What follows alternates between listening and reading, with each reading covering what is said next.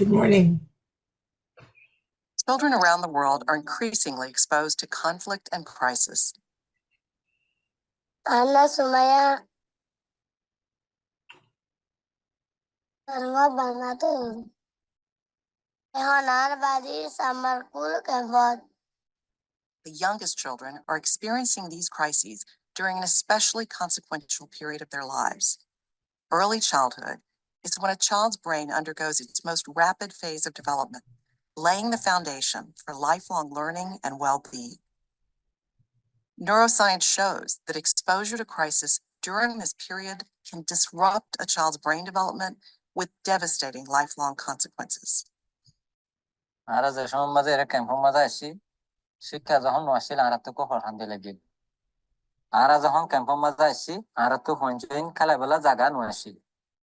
But holistic early childhood development can counter these negative effects, enabling children to overcome adversity and reach their full potential.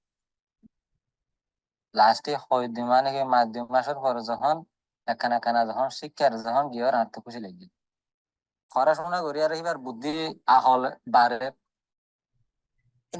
in early childhood provides tremendous returns, not only for individual children and families, but for societies at large through improved health, educational, and economic outcomes. Now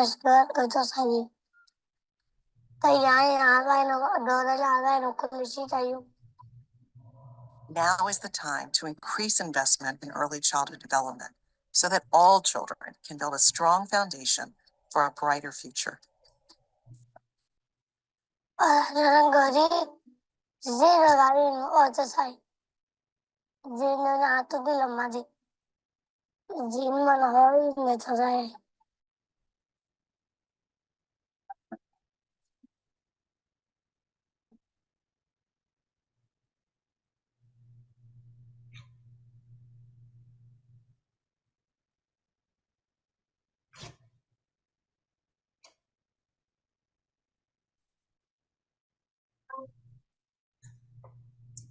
Hello everyone, welcome to Cosmic Kids. I'm Jamie and this is your place for yoga, story.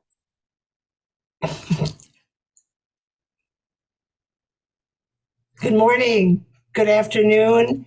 Welcome everyone to Strategic Collaboration for Early Childhood Development in Emergencies, Why It Matters So Much. My name is Joan Lombardi and I'm Director of Early Opportunities and a member of the Moving Minds Alliance.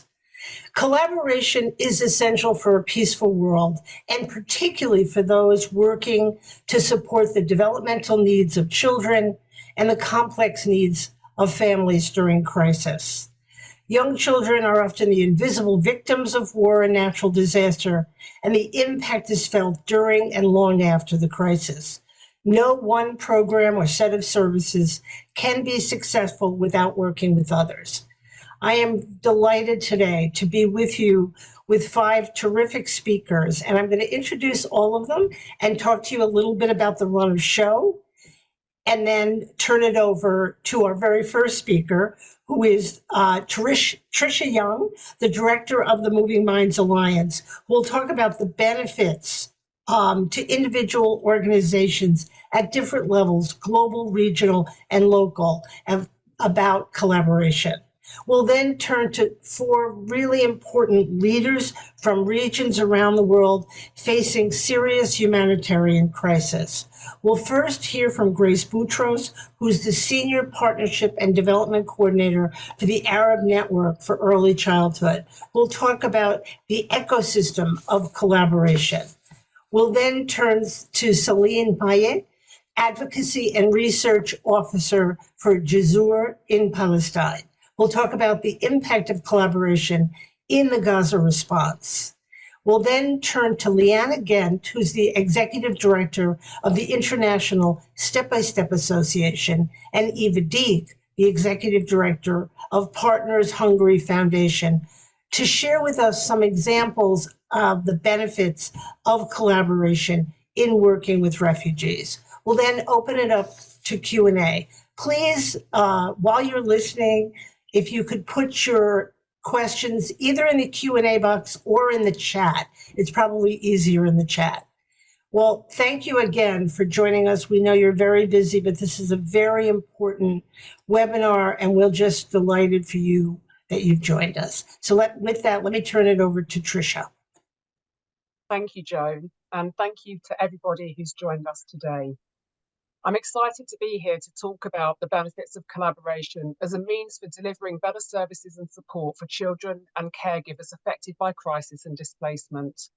We know that collaboration enables stakeholders to identify the most effective way to make the most efficient use of scarce resources in humanitarian programming, and that this is particularly important given the historic lack of attention to early childhood development in emergencies. For those of you who are not familiar with the Moving Minds Alliance, collaboration is in our DNA. We were initially established in 2017 by a donor collaborative, a group of philanthropies that came together united around a concern that the youngest children and caregivers who are being affected by crisis and displacement were not able to access the support they need to rebuild resilience and achieve their full potential. As most of you are aware, humanitarian response prioritises life-saving interventions that don't necessarily recognise nor incorporate quality nurturing care as a critical component. The Moving Minds Alliance exists to challenge and change this. Today, we're a multi-stakeholder advocacy impact network. We bring together partners working to increase financing, policies and leadership in support of young children and caregivers affected by crisis and displacement. We're actively working with our members on strategic collaborations designed to contribute to better outcomes. The collaboration enables us to tap into their diverse expertise and experience and resources, and enables us to raise the voices of our members on international platforms. Our members include the 2 regional networks you're going to hear from today. And we're also increasingly seeking to engage local partners who we recognise are best placed to understand and respond to the needs of their children and communities. So, for the Moving Minds Alliance, collaboration is essential for meeting the needs of those we seek to serve. And there are so many benefits. To just give one example at a global level, last year we worked with our members, UNICEF and Plan International, as well as others, to develop a multi-stakeholder pledge for the UN Global Refugee Forum. We demonstrated the ways in which the global community should invest to strengthen early childhood development in emergencies, building the case by demonstrating how early childhood development intersects with and provides the foundations for mental health and psychosocial support, socio-emotional learning, education, gender equality, child rights.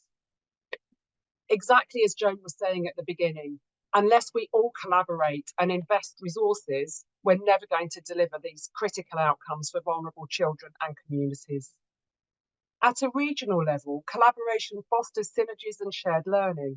It enables us to tailor responses to specific regional needs, but I won't say more, as you're going to hear about this today. At a local level, collaboration with humanitarian actors is crucial. It ensures a coordinated response and an effective response on the ground. I'd like to give an example of a recent collaboration initiated by the Moving Minds Alliance in response to the ongoing crisis in Gaza. For the last few months, we've been convening a safe space where stakeholders can identify and respond to the urgent needs. Members of the group include those operating on the ground, working regionally across Swana, and those with a global reach. One tangible early outcome was the recognition that local agencies in Gaza are urgently requesting advanced training to enable them to deliver mental health and psychosocial support to caregivers and children. One of the members of the group, a global partner, has provided the training space and Wi-Fi. Another is providing the training on a pro bono basis. Multiple local agencies will be participating. So today we'll be delving into this topic, focusing on collaboration in the context of early childhood development in emergencies, where our youngest children are affected. Our aim today is to showcase not only the importance of collaboration, but how our collaborative efforts at the global, regional, and local levels directly impact the services and support available to children and caregivers. I'm delighted to hand over now to Grace Boutros from the Arab Network for Early Childhood Development. Thank you, Tricia.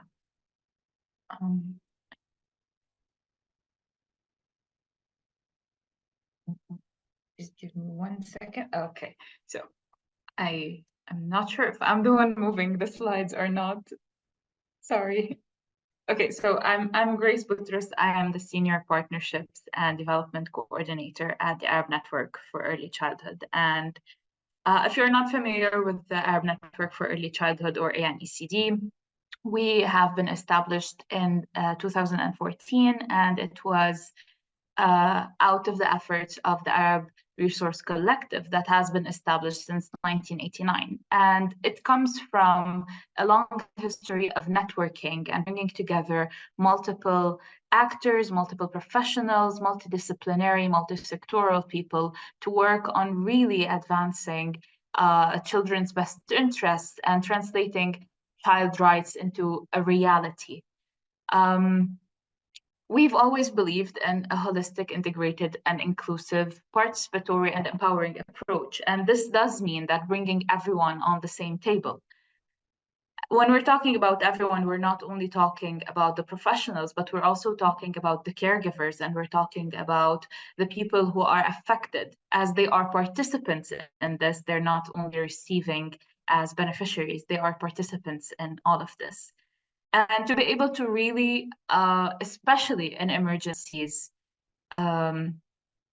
provide the best support, we really need to look at all of the different needs, whether we're talking about early childhood or we're also looking on a long term, and we're looking how early childhood translates to early teenage years, early adulthood, and then all of the other sector and all of the other age groups. And we also believe in empowering the people. There's a lot of resources, there's a lot of work that's being done, and the ecosystem is not a small thing. We are a lot of actors, we are a lot of people working in this field on so many different things. And in order for us to really be able to make the change and the impact that we do want, we need to empower each other and work together. And hence, we look at this ecosystem. When we're talking about the ecosystem, we're not only looking at all the different needs of the child and their caregivers and the workforce working with them, but also at all the different ways we can work on this, from policies, from programs, from educational and empowering and capacity building. And we're also looking at the different fields that are not necessarily directly early childhood development at the center, but they really translate or affect it, like climate change, like the economy, like even protection and wars, because they directly work and affect these children. And hence, when we want to work so that we really are able to translate these rights into reality and make the impact and change, we need to work all of us together, and we will need to work on all of these levels together. And hence, we really look at the different ways we can work together. So for us, for example, as the Arab Network, our 5 main priorities, strategic priorities at the moment, are the climate crisis and ECDiE, the early childhood workforce, early childhood and emergencies and crisis, digital empowerment and cybersecurity and ECDiE, and child rights. But this is not only for us. This is also can be seen and shown with so many different actors, like our local actors. So one of the ways that we thrive to work is establishing national ECDiE networks. So they are able to have all of these different sectors and disciplines and actors come together on a national level and really advance ECDiE on a national level. And in the Arab region so far, we have national networks in Lebanon, Morocco, Tunisia, Egypt, Jordan, and Palestine. But this also goes to a much broader, and we're moving from the local to the regional, where there's this regional collaboration that's very important, but also there's this global collaboration that's very important. And we know that there's 4 regional networks. for ECDiE, like Isa, who we'll hear from in a bit. We have the African Early Childhood Network and the Asia Pacific Regional Network. So we're all working together, and these priorities, there's so many of them that are common strategic priorities cross-global, cross regions. And that's why this exchange between each other from all the experience that we've all harvested is very important, because it's important to harness all this knowledge instead of recreating this knowledge from scratch. And this does, like, one of the experiences that was very successful with us for regional networks is the Early Childhood Workforce Initiative, that even though for each region, the types of activities are different, the entire impact is going towards the early childhood workforce, and it is affecting 136 countries. Lastly, I do want to say that we're not the only actors, and this also means that acting and working together doesn't come without challenges. There's a lot of challenges of how we are able to work effectively, how we are able to not duplicate each other's work, not to step in each other's toes, but really see the value in our each other's partnerships. And for that, we really need to understand what we're all working on and what we can do together, so we can really focus on the bigger impact, which is the rights of children and their well-being, as well as the entire ecosystem working with them. Thank you for that. I will give it to Serene Maaya from Juzur in Palestine to also continue. Thank you, Grace. And I'd like to take the time to thank MMA and everyone involved for inviting Juzur to be a part of this very important and very special event. It is my honor to be among this group of talented panelists. So first and foremost, just a sort of introduction. Juzur is a local Palestinian NGO dedicated to promoting early childhood development in Palestine and for all children of the world.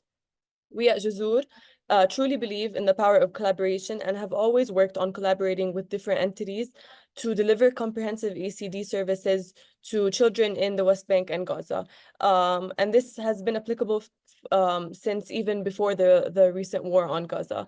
ECDiE in Palestine is particularly a very unique concept because of the challenges and political instability that Palestine and the region faces. Children in Palestine have long faced various challenges. They've been deprived of virtually every sort of aspect and component of the nurturing care framework, whether it be nutrition, whether it be safety, education, proper healthcare, etc. And yet this makes it a sort of fertile ground for a lot of ECDiE interventions and initiatives, whether it be in Gaza or the West Bank, as I mentioned. And this is just to go over some of the numbers that have existed in Palestine even before October 7, before the recent war on Gaza. Many of children in Palestine were multidimensionally poor. That was about 1 in 3 in 2020. 10% of children aged 5 to 7 were not enrolled in an educational institution in 2020. 35% of children were under 5 were at risk of not meeting their full developmental potential due to poverty, due to malnutrition, due to various conditions and challenges. This makes ECDiE in Palestine, as I mentioned, very unique and very peculiar, because what is already a difficult task to take on for any entity or organization or country seems almost impossible in Palestine. And yet, like I said, these challenges require a coordinated and strategic response that goes far beyond what we can do as an organization at Juzur or what any single entity can do. Juzur has been working to advance ECDiE in Palestine for years now. Juzur helped form the Palestinian Network for ECDiE, which directly falls under the Arab Network for ECDiE. And we have been working closely with members of the Palestinian Network and even members of MMA and different entities and government officials to establish high-quality childhood programs in Palestine and to incorporate all components of nurturing care into our initiatives and programs. Previously, we partnered with the Ministry of Health, for example, and with UNICEF to conduct a mapping and assessment of maternal, neonatal, and child healthcare in Palestine and in the West Bank particularly. We've also organized a national workshop on early childhood development, and we've conducted a nutrition-friendly schools initiative for the past few years. Of course, needless to say, JSOUR has shifted course and has shifted its focus more onto the recent war on Gaza, which initiated on October 7th. Unfortunately, it goes without saying, but the situation is so beyond catastrophic. And we have been witnessing what may be deemed a war on children. Since the start of the war, JSOUR has positioned itself on the front line. We have been tackling the various needs of children, whether it be psychosocial, mental, or general health needs or nutrition. And we've been able to do this through a collaboration of local and international organization and a pooling of resources to sort of create a network of mental health and psychosocial support and general healthcare programs and initiatives.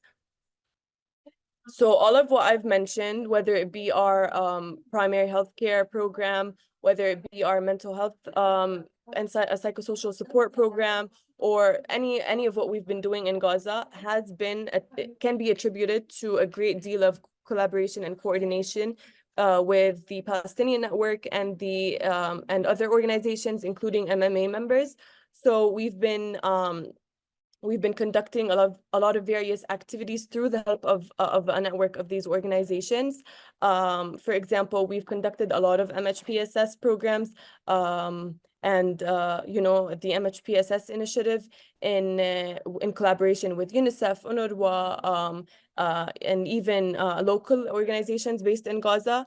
For example, with Save the Children, we are well underway with our infant and young child feeding program. With War Child, we have a proposal upcoming for MHPSS. We're also taking baby steps to sort of start implementing education in Gaza. And we, of course, were invited to the crisis response group by the Arab Network. So the point I'm trying to get across is that none of what we have been doing in Gaza, and not to brag or anything, but it has been a tremendous amount of work.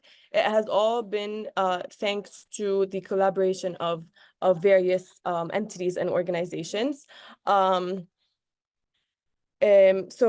really the highlight of this presentation and the idea here is that strategic collaboration is not just a buzzword, it is a fundamental approach to addressing the complex challenges faced by any children in any emergency. And this is particularly very evident in Gaza currently.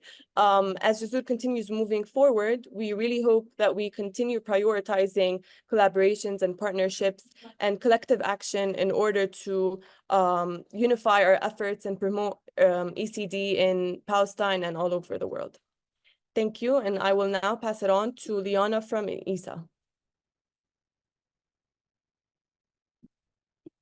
Thank you very much, Celine. Hello to everyone. Good morning, good afternoon, wherever you are in the world. I am delighted to be part of this panel. I will be joined by my colleague Eva Deák, who is Director of Partners Hungary, one of our member organizations in Hungary. And for those of you who do not know, we are a network for Europe and Central Asia, ESA. We have more than 100 members in about 40 countries all over the region. I do not seem to have access to the screen, so if you can move on to the next slide, Sarah, or give me access, thank you. Yes, so at ESA, we are united by a shared purpose for young children. We wish to have a competence system around young children that caters to especially the most vulnerable, including in emergencies. We strive to have equitable integrated services for young children and families.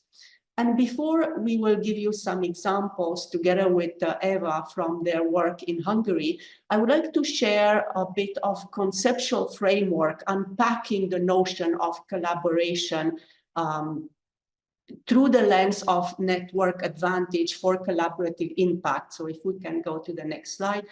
What we would like to put forward is that functioning as a network, and even if we are not a network, but if we use a network approach, that gives us the network advantage, which actually is the ability to organize for greater social impact.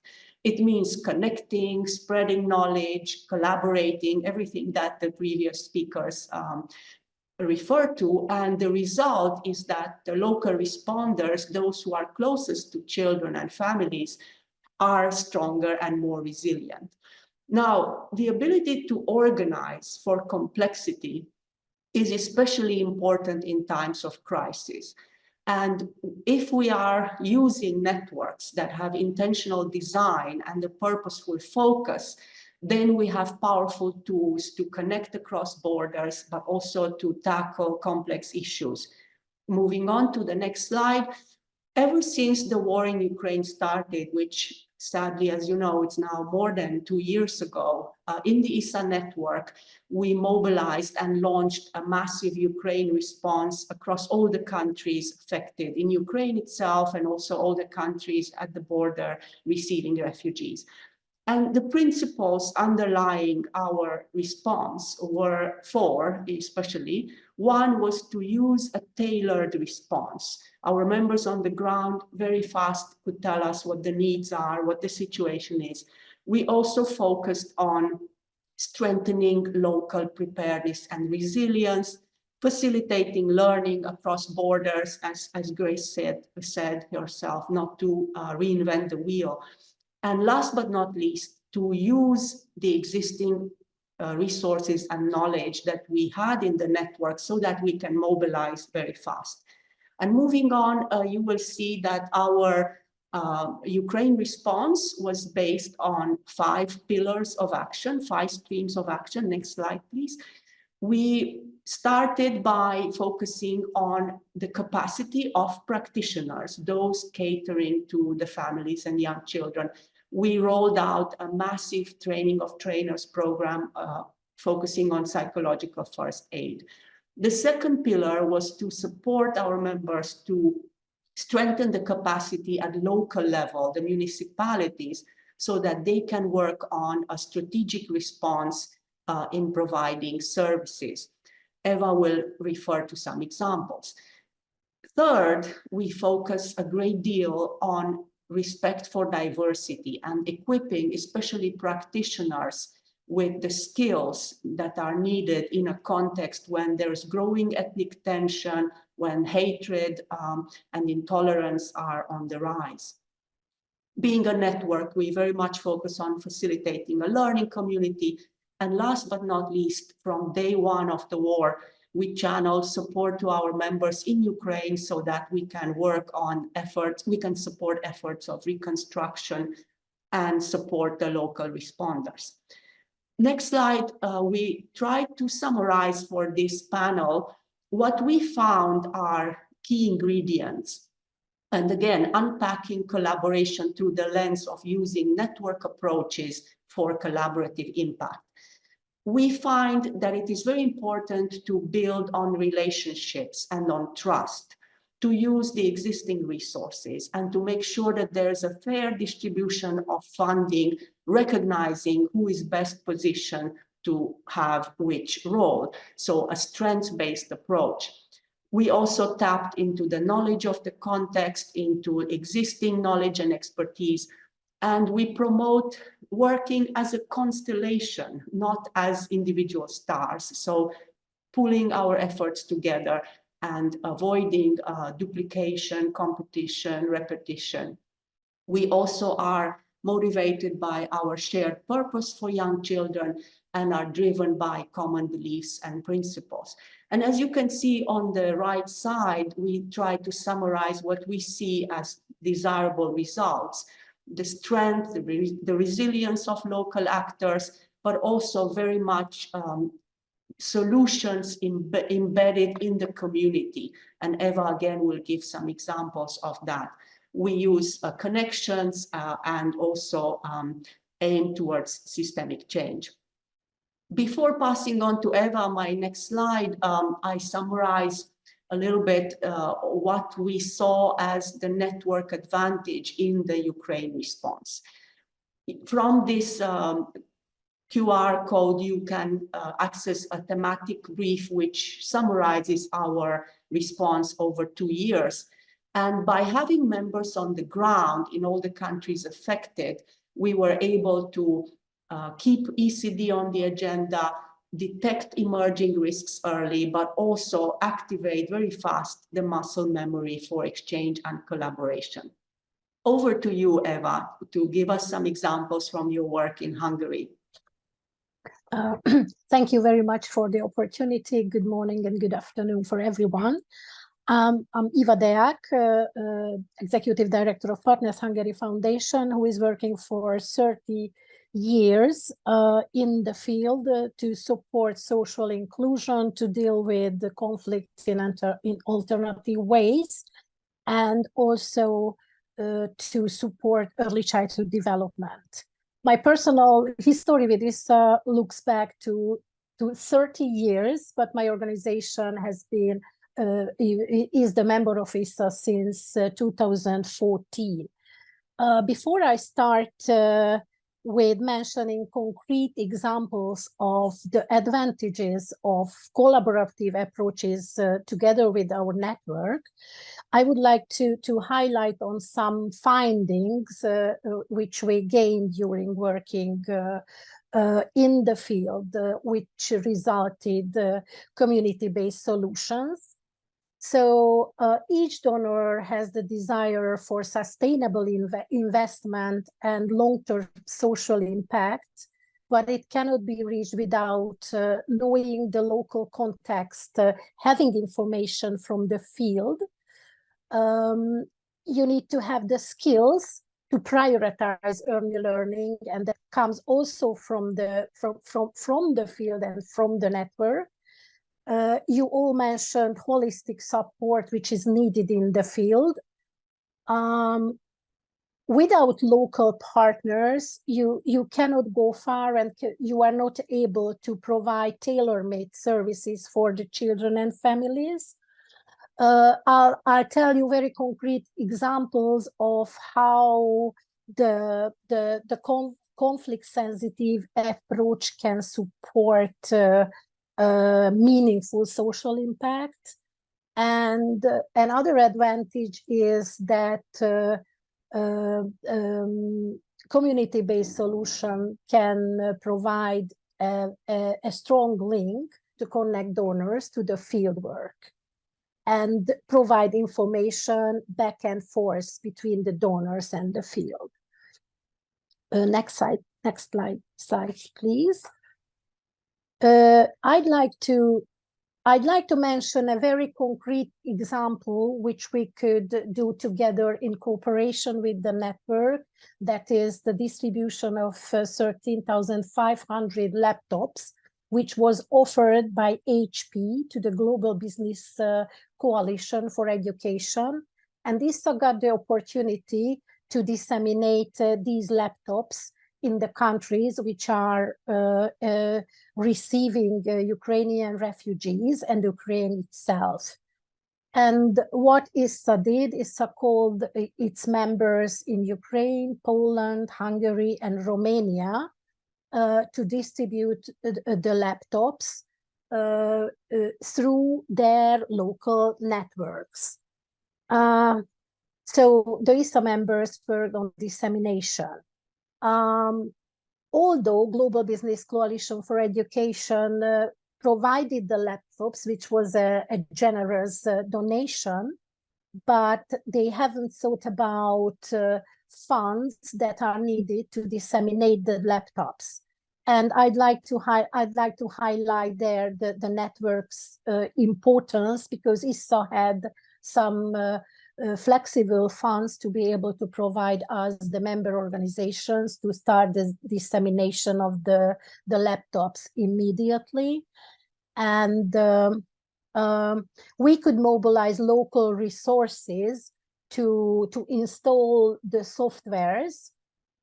And it comes the ability of the members to mobilize local resources. We needed volunteers to install the software to all the laptops. And finally, ISA collected all the experience from the fieldwork, and we together as a network provided feedback to the donor about the results of the distribution of the laptops. Please see a few pictures in the next slide. You can see the diversity of the NGOs and different organizations received the laptops, and we empower these local organizations who are working with the refugees, children and families. And I think that was the best way to empower them to be able to give the laptops directly to the refugee families. Let's go on. Another few picture about children using the laptops. Another example which I would like to highlight on is the Children First program. And Liana mentioned can we move on, please? Yeah, the story of the Children First program in Hungary, which was a very comprehensive approach. And Hungary is in a very specific situation regarding the refugees, because most of the Ukrainian refugees are in Hungary are Roma origin.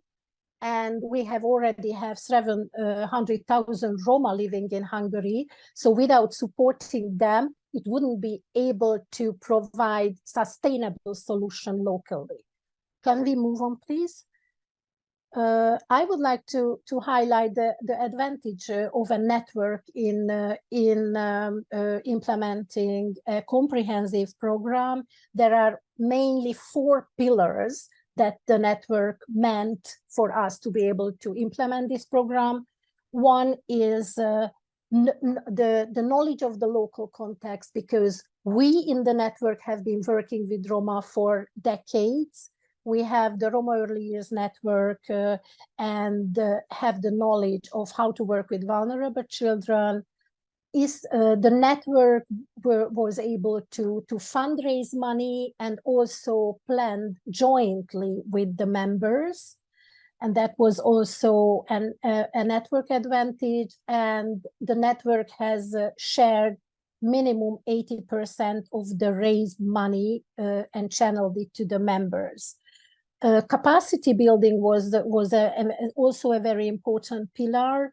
The trauma-informed approach has been trained to 200 trainers all around Europe, and this knowledge was spread to the members. We also trained, we had 10 trainers and trained 200 more professionals in the country.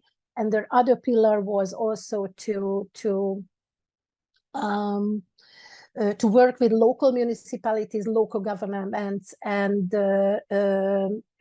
strengthen their capacity in providing tailor-made ECDiE programs. Next slide, please. I think we should, concerning the time, this is the map of Hungary, and this is where we could work through the support of one big INGO and the big foundation. And this is how we could implement tailor-made programs all around Hungary. And the word is for you, Liana, to talk about the conclusions. Thank you, Eva. Yeah, we would like to share conclusions on 2 levels. One is on collaborative impact, and Eva will refer more to community-based solutions. These were, we hope, examples that illustrate the value of collaboration, but we also want to shine light on the challenges for collaborative impact. Number one, we see, unfortunately, that early learning and care are still not prioritized by funders and large international players, not as much as other areas. Governments also pay less attention, especially to children under 3. Funders tend to have a focus on reaching large number, but often pay less attention to responsive solutions or the quality of the programs. We also see risk aversion among funders. They prefer to sign large checks to the same large entities, and we know that the funding from those amounts often do not reach significantly the local responders. It is very hard to work on outcomes with a patched way of resources, and we often see a focus rather on an ecosystem than an ecosystem. And over to you, Eva, for the community-based solution before we hand over to the organizers. Thank you very much. So the challenges for the community-based solutions are that local actors are not sufficiently recognized, their capacity is overestimated, and their resilience and preparedness are not supported. An estimated number is that 1.2%, a tiny fraction of humanitarian funds reach only those organizations who are the closest service providers to young children and their families. There is an imbalance in power between the big NGOs and those who are working in the field. And we notice the top-down approach from NGOs, so that the programs, there are a lot of parallel programs that compete with the already existing programs on the ground. Thank you very much for your attention. Thank you, Eva, and I'd like to welcome all of our panelists back to answer some of the questions that are coming in. And let me start with Grace. Grace, you talked about the importance of empowering the participants, such a critical point. Can you say a little bit about how you do that briefly? Yes. So again, the participants can be the children themselves, their caregivers, or even if we're targeting the workforce, whether we're talking about teachers and educators or even the policymakers, they have their voice and they have their opinions. And we need to remember that whatever issue we are working on, they are the ones who are directly impacted on it, and they are the ones experiencing it. So their voice and how they perceive it and how they perceive their needs is very important.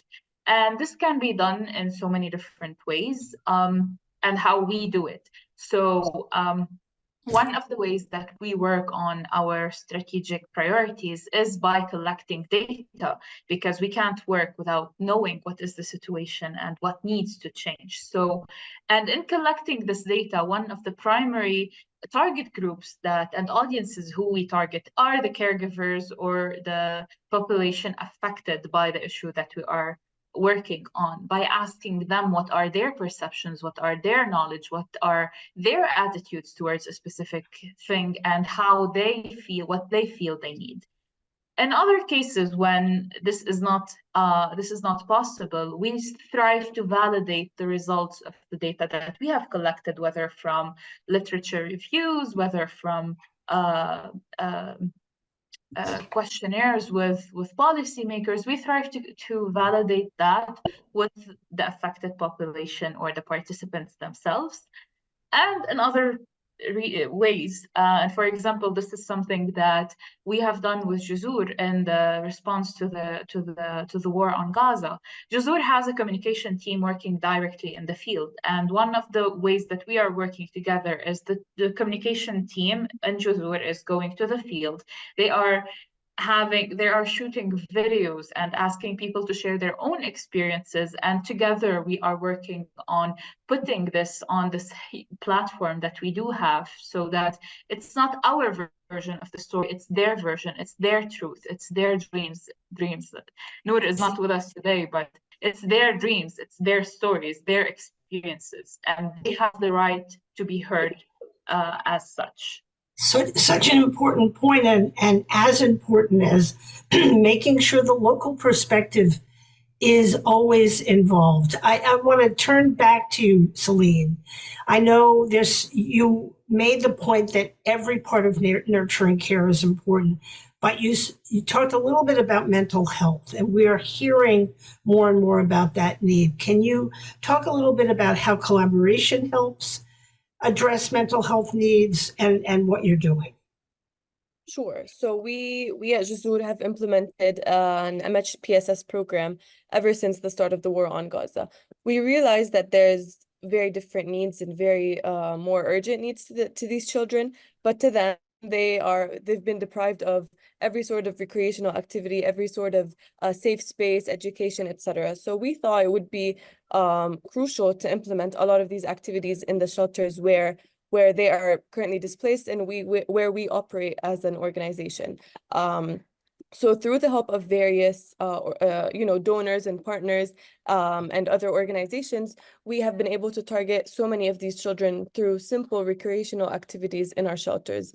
And of course, by pooling resources, by pooling our network of our impact in Gaza and our employees and our resources in general, we get to expand this MHPSS program to a broader scale. We get to impact more children. We get to conduct more activities all throughout the shelters. So this has been a very important part of our initiatives in Gaza and as part of our humanitarian response in general. I think just as much as it's important to provide these children with food and water and whatever else they need, we also need to just give them the time to breathe and relax and sort of live life as children, as because that's honestly what matters the most to them.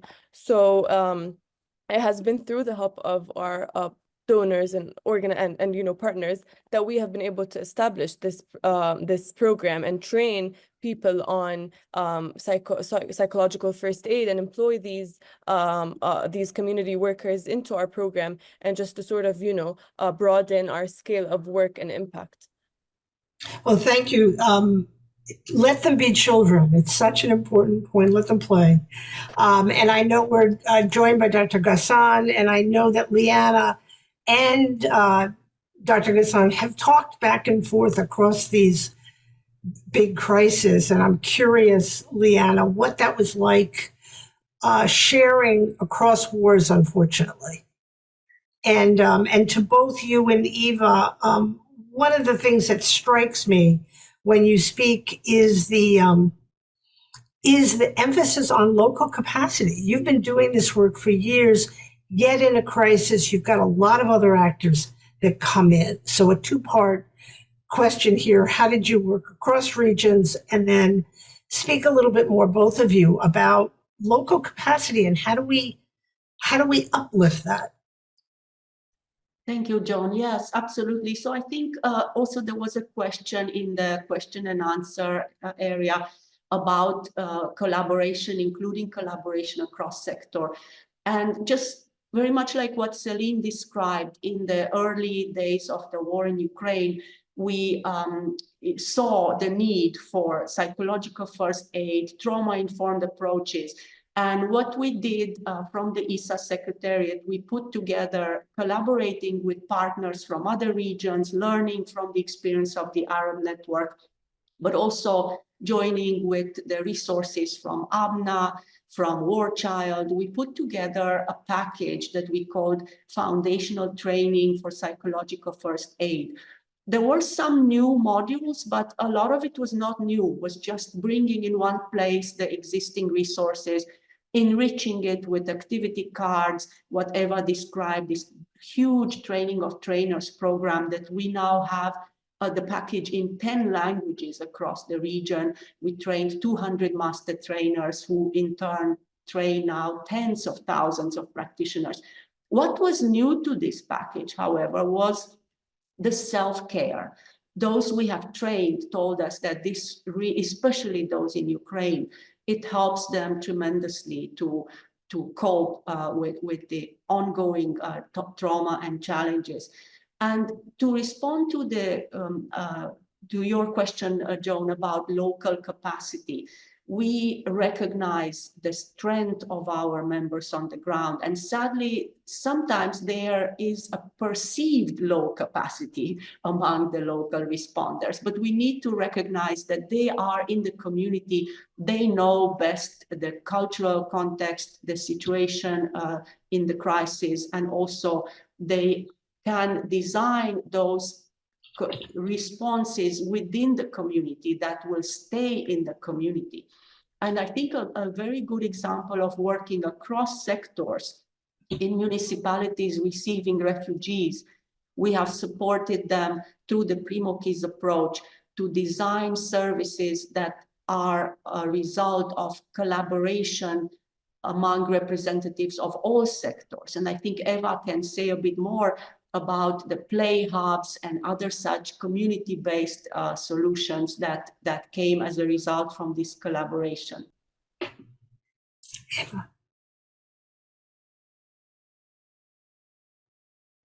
You're on mute. Oh, yeah, it's on. Thank you. Yes, the play hubs are safe places for children and parents to go and play together. And it's been said in a lot of times that how much the refugee children need these safe places. And we mobilize the local resources to be able to set up these places. So all the interested stakeholders were invited to in so-called local action groups to provide professional background to these play and learning hubs. And this was an essential thing to be able to reflect in a tailor-made way locally. And this is what Liana also mentioned, the Primo Kids approach. We realized after the break of the war that the national government doesn't really allocate a lot of money or purely focusing on humanitarian aid, and want the system to react immediately and flexible to the challenges. And the Hungarian social, educational, and the system is lack of capacity. So we really needed to focus on local level and strengthen the capacity of the local municipalities to be able to respond locally and provide inclusive services locally. And we could manage to bring resources locally to the level of the local municipalities who really had to take care for the refugees. Well, I'm hearing a lot of listening matters to participants, local matters, but you can't wait till there's an emergency. You have to prepare ahead and build that local capacity. So we're ready, since this is likely to go on around the world as we're seeing. Tricia, I know there was also questions that came in about cross-sector collaboration, which is so critical to meeting the needs of nurturing care. Anything you want to say to that, or any of the points about collaboration that you heard? Yeah, I mean, as I mentioned at the beginning, the rationale for the establishment of the Moving Minds Alliance was to build in collaboration with key partners that would enable a proper engagement across the different dimensions of the nurturing care framework. So recognizing that to deliver better outcomes for children in conflicts and crisis, we need to have all of the key stakeholders around the table who are working on these cross-cutting issues. So this is something that we've sought to, ensure as we've built our membership to include people that bring in these different areas of expertise and can help us to think about how to cross-fertilize and make the case for a more integrated approach to nurturing care in emergency settings. I can also see that there's a question about how to evaluate collaboration, and of course that really depends on, I think, the examples provided today by Jazor and the Arab Network and also Partners Hungary and ISA. In some senses, the implementation of services is more straightforward to evaluate and to demonstrate what the outcomes for children have been. And I think we've had some great examples of that today. But of course, for MMA as an advocacy impact network, what we're seeking to do is to determine what our contribution is to the way in which policy and funding frameworks are better targeted to meet the needs and to provide the resources. And critically, we've heard about the importance of ensuring that local partners get access to those funds. And this is something that the Moving Minds Alliance is really committed to. There was a question about, whether or not to fund directly or with them through the regional networks. It's not a zero-sum game, is it? It's not one or the other. We need multiple approaches to get money to where it needs to be. And I think we need to pull all of the levers that we have available to us. So at Moving Minds Alliance, we see the regional networks as our critical allies and stakeholders, but we're also exploring how to strengthen local ecosystems. And I would see this as mutually compatible. We're building the field. We're seeking to secure and leverage more investment to make sure that local partners have the funds to do this work effectively. It's been a fantastic overview today from the different contributors, all of which I'm proud to say are members of the Moving Minds Alliance, and sharing their experiences of the importance of collaboration to deliver better outcomes for children and communities. We hear, very clearly the words of caution from Liana and Ava about the way in which, local humanitarian response can be very disrupted by the way in which funding sort of prioritizes certain types of partners. And we're very keen through the Moving Minds Alliance to make sure, as I've said, that we're starting to shift the resources and the power to enable local actors to get a fairer share, because we know that they're best placed to respond to the needs of their communities. They understand their communities. They're sustainable, they're committed, and they're accountable to those communities. So the more investment that we can see to support and strengthen those local partners, the better. So Joan, back to you. Great. Well, I want to thank you, particularly Tricia, for your leadership in bringing the regions into the picture, to having this focus on localization, and to Dr. Ghassan, who we have leaned on so much about crisis, and your wisdom, and all of you who joined us. I want to say one word about evaluation and coordination and collaboration. You have to attribute your results to everyone that you're collaborating with, and we're not used to doing that, right? We often get pushed to attribute it to one program, so the evaluation has to be different. I want to thank everybody, Sarah, for your wonderful logistics around this, and for your leadership, and for the leadership of all of you. We heard possibilities and challenges. This is just the beginning of a conversation. As you heard, collaboration is a process, but remember one thing: rowing together takes us further than rowing by ourselves. Thank you, and enjoy your day and your evening. Thank you. Bye-bye. Thank you, everyone. Bye.